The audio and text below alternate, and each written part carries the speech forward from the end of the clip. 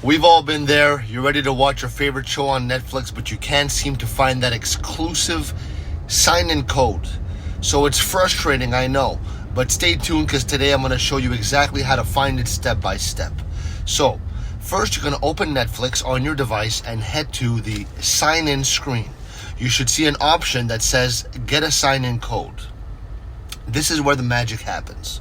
So next, you'll need to open a web browser on your phone or your computer, and you're going to go to the Netflix website. Once you're there, enter your sign-in code, and boom, you're in. If you're still having trouble, check your internet connection to make sure that it's working smoothly. You might also want to try restarting your device or reinstalling the Netflix app, all right? Now, don't forget to make sure that your Netflix account is also up to date, okay?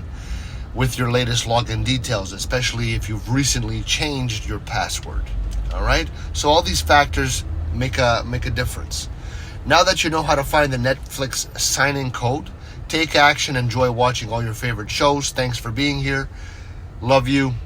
Ciao.